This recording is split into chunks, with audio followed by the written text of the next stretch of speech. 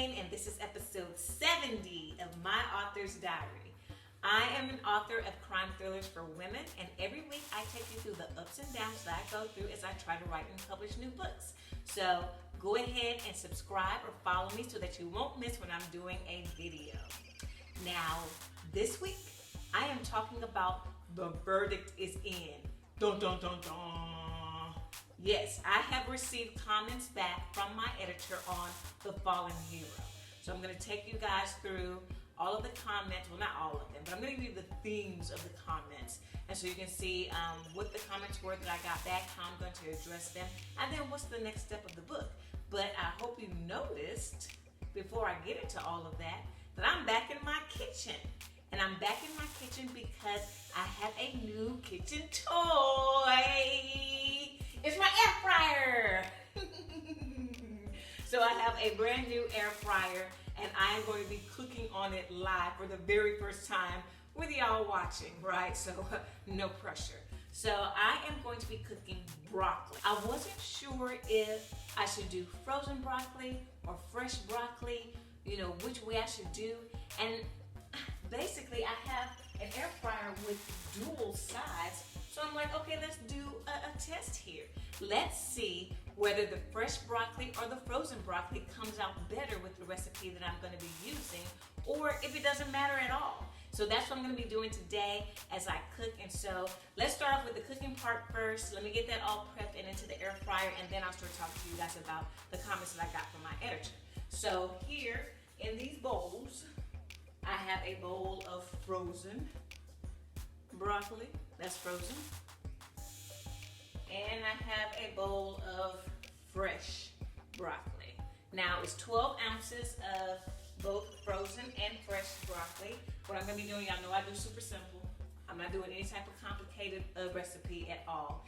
This is going to be balsamic broccoli, right? So it's going to be tossed in 1 tablespoon of olive oil and 1 tablespoon of fig balsamic vinegar with a half a teaspoon of salt. I'm trying to make the recipe, I'm trying to make the preparation for both exactly the same so that I eliminate any type of differences that could be made just because I put too much salt on one or didn't put enough balsamic vinegar on another. So you'll see me using measuring spoons a lot more than what I usually do. So I am using, so of course my broccoli came from HEB. So this is HEB frozen broccoli and HEB fresh broccoli. Now my olive oils. Y'all know I love this place. They come from the Texas Hill Country Olive Company. So this is the award-winning extra virgin olive oil. It's Sola Stella Lone Star olive oil. So I'll show that to you so you can get a good look at that. It is phenomenal. Now they also are known for their balsamic vinegars. And so this is a fig balsamic vinegar that I'm going to be using for the broccoli. And then I get my spices from Penzeys. And so this is just Penzeys kosher flake salt that I'm going to be using to season.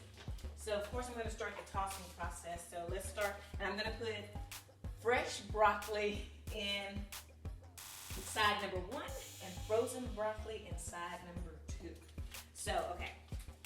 Now let's get to my editor's comments, right? While I start prepping these bags and getting all this stuff in here. So the good news, and I will start with the good news, is that my editor really, really liked my story. So I got 7 pages worth of notes. Yeah, look at this. It's 7 pages. This is what I printed out.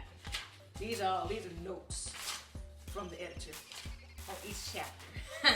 Intense, right? So, and then in addition to that, I get my Word doc back and it's comments all through that, right? But the good thing is that these are not overhaul type of comments. So my editor said, overall impressions were, great story with great flow, great pacing and kept me interested and intrigued, wondering what would happen next.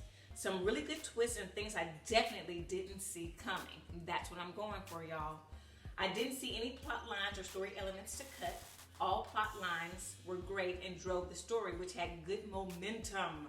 Did not come to any slow moments, so the story ain't dull, y'all. And did not roll my eyes or think any plot points were unrealistic. So really, really, really happy with that. that's really like, the main thing that I was concerned about was with the first two books in the series, there were issues that ended up having to be,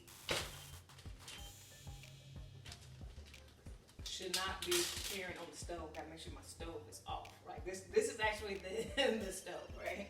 But yeah, so when I think back on the Accidental Hero, like, had major problems with the last act of the book that completely had to be rewritten because it just didn't work. Like, it just completely fell flat. So that was the issue that I had with the Accidental Hero. Then with the Relentless Hero, book 2, the whole plot line and everything worked well, but all of Act 1 basically had to be redone because I think I told y'all about this. I had Nina and Julian breaking up, but I didn't really have a good reason for them to break up. And I thought I did. I thought I was going to close that loop and it was all going to make sense. Yeah, the editor was like, I don't even understand why they broke up. I don't understand what the issue is. It never really got completely explained and fleshed out. There's a real problem there. And so I was just kind of like, okay, so I'm going to kill that storyline and I'm going to come back to you with something different, which is what I did, right? So those were the things I dealt with the first two books. So to get comments back on this book and there not be anything that is like a major plot structural kind of overhaul that I have to do, like, that's just a huge win for me. I'm just really, really excited, and I really feel like it's showing that I'm growing in my storytelling as well as growing in my writing. So as you guys can see, I just poured a tablespoon of olive oil, a tablespoon of the big balsamic vinegar into each bag. Now I'm going to do the salt, and then I'm going to toss these babies.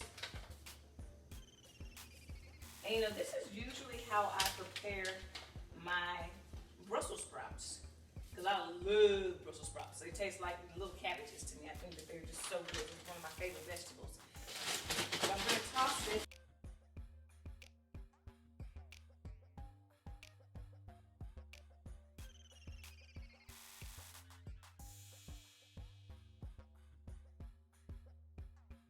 There's a whole lot of shaking going on. All right, so I think that I have tossed and coated these things. This is the fresh, this is the frozen. Now let's add them to the air fryer. So I'm cooking them whenever you're using the dual zones, where you're cooking in both of the zones of the air fryer, it takes more time for it to cook. So I'm gonna cook them on 390 degrees based off of the directions from the air fryer. And I'm gonna cook them for 15 minutes. But halfway in between, I have to pause it, pull out the little tray, shake, shake, shake, shake, shake, shake, shake, and then put it back in. So I'm gonna show you the tray. So here's what the tray looks like on the inside. Now this thing here I'm gonna keep inside, you can actually take it out. This is a crisper tray. Now I want my broccoli to be a little crispy. So I'm gonna keep the crisper tray in. But sometimes you wanna cook things and you don't wanna have the crisper tray in there. So you can just pop it out, put it back in. So I'm going to add fresh broccoli to the side one. Oh my goodness, it all fits inside. I was a little concerned that it wasn't gonna fit inside, but it does fit. So put that inside one. Now side two, I'm gonna put in the frozen broccoli. Frozen broccoli inside two. And add there. Now I'm going to turn it on. This is like literally the very first time that I've turned it on. Now I actually have Smart Finish. So I'm actually gonna do the Smart Finish, and what that does is it makes sure that even if you're cooking two different things in the air fryer, it sets it up so that they both finish at the same time. Now I'm cooking them same temperature, same time, but just to be on the safe side, I'm gonna do the Smart Finish. Well, that's it, y'all. I'm about to press start. Okay. Start. All right, and it's going. So at about 7.5 minutes, I will press pause, shake them up, look at them, show them to you, and then finish letting it cook. Now let's get to the constructive criticism that I got from my editor. And I will say, my editor is really good because, the whole kind of like start, stop, continue. You don't always get to just be focused on the stuff that or problems in the story or the things that you need to fix, but you also need for someone to point out the things that you did well, so that you know going forward, hey, that's something I need to continue doing. Don't lose sight of that. Continue doing it. And my editor does a great job, and that's what happened in this 7-page thing.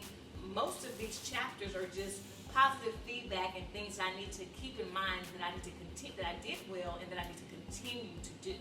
So there were some themes, though, of things that I kind of didn't do so well that I need to go back and tweak in the revision process. So the first thing up is author intrusion. Bad author, bad author, bad author. Author intrusion is where I know my plot and I know what is coming down the road for the characters, and then all of a sudden I make the characters jump to a conclusion that fits with the plot, but in reality it doesn't make sense why they started thinking that or why they concluded that at that moment.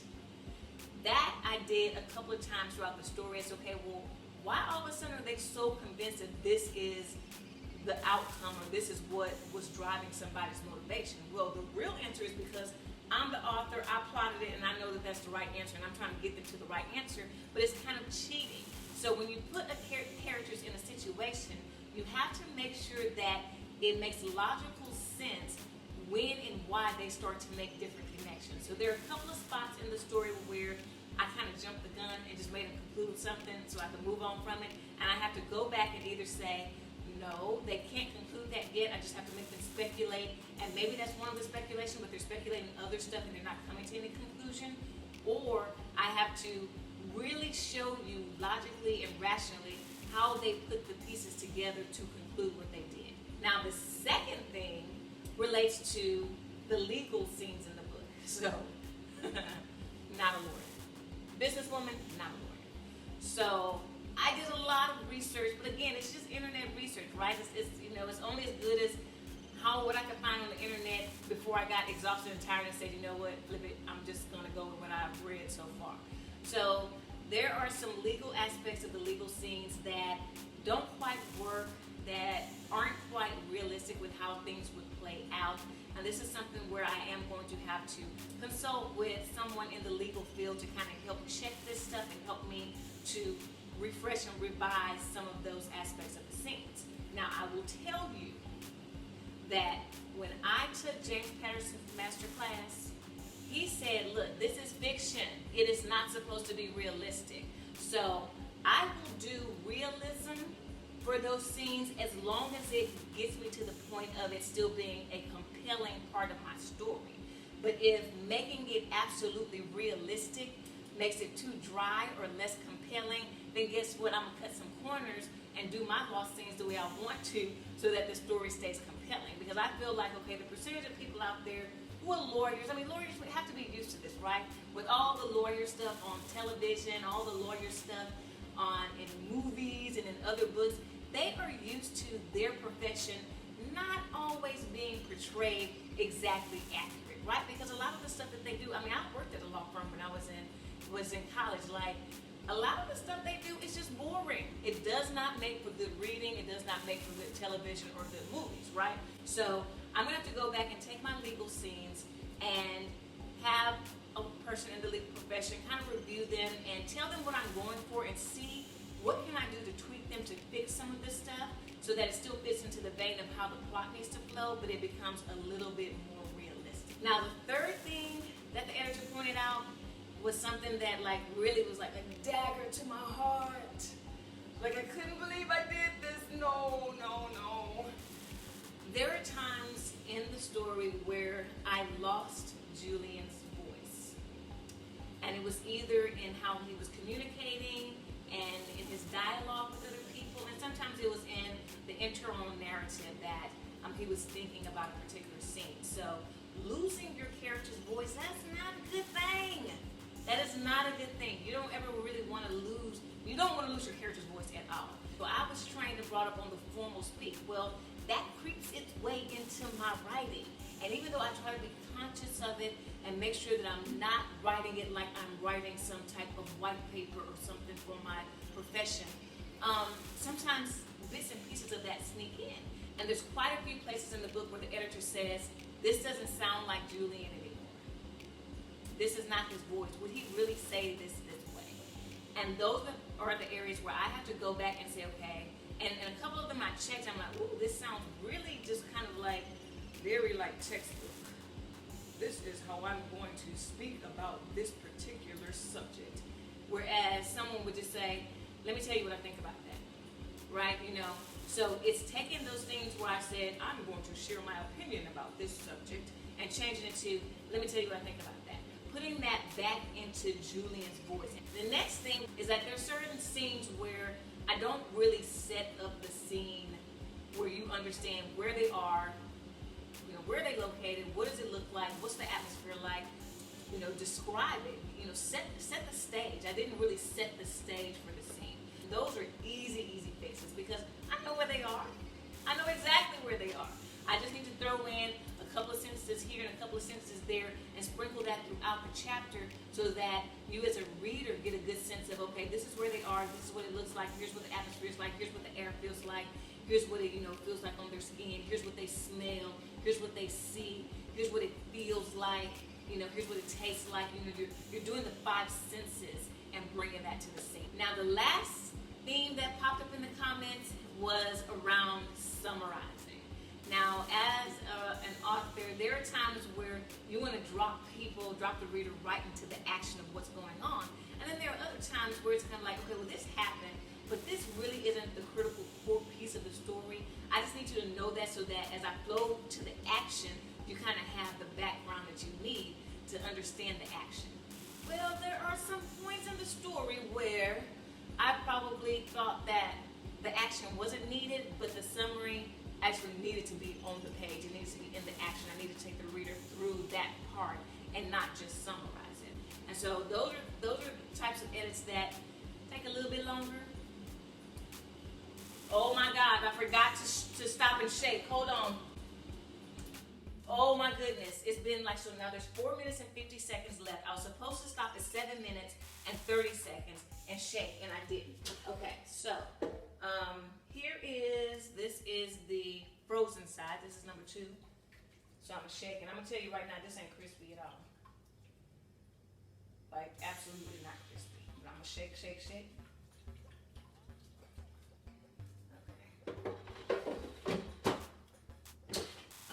Running my mouth. Ooh. Now this fresh one, oh my gosh, this looks crispy and good. And so I'm gonna shake. Okay, so I'm gonna put it back in. Can I believe I messed up like that? Okay, so now I have 4 minutes and 50 seconds left for the broccoli to cook, and I'm gonna start it up. Because I wondered, you know, as I was talking, like the smells are just kind of like filling up through the house. I'm like, this smells like it's really starting to get done. And then I turn and I look and I'm like, oh, I forgot to stop it at 7.5 minutes. Okay, so where was I? Summarizing. So yeah, so those types of things where you have to go back and kind of flesh out something that you wrote as a summary, that's gonna take a little bit more time, right? Because in my head, I probably thought of it as a summary and not thought of it as how do I take somebody navigating through this scene. So I'm gonna have to really, you know, think through that aspect of it, and those edits will take a little bit longer. Okay, so those were the themes of the comments that I got back from my editor, and I hope that gives you just a little bit of a peek behind the curtain of what we authors go through as we're trying to make the book the best that we can make it before it gets out to you guys when you read it. So what are the next steps for me? So when I've gone through most of the comments, and I'm really excited because I don't think it's going to take me that long to revise and fix the things that the editor has pointed out. And fingers crossed, y'all, I think I might actually be able to release the book in December for Christmas. So that's what I'm shooting for. I'm shooting for a December release of The Fallen Hero. I'm saying it out loud. So I'm accountable. I said it out loud. I put it out there in the atmosphere. All of you guys watching this video are hearing me say that. And the other thing that is just as equally as exciting is that because there were no plot overhauls in the editor's comments, I actually can work on the 4th book in the series, The Unexpected Hero, in Preptober. I can actually start plotting that and make that the focus of what I write for NaNoWriMo. So that's my goal, that's the plan. I'll keep you guys updated. You know, I'm gonna let you know how it's going. And the food is almost done in the air fryer. That was 15 minutes to roast. So let's start with, oh my goodness, the fresh side. This looks phenomenal. It smells phenomenal. It looks phenomenal. Yeah, so look at that. It just looks really good. I'm kind of taking it out like.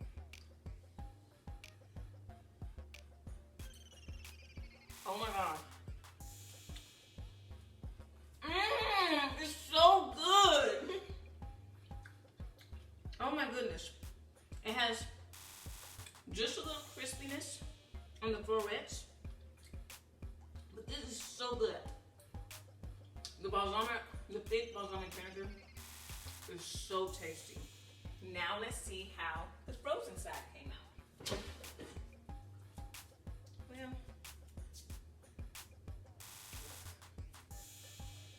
not as good.